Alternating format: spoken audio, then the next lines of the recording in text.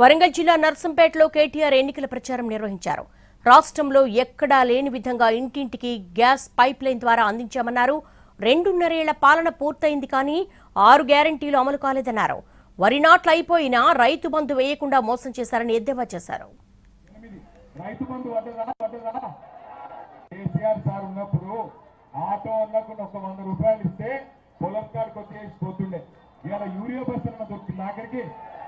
ఫిబ్రవరి 8వ తారీఖు ఈరోజు ఫిబ్రవరి 8 రైతు బంధు పడ్డదా?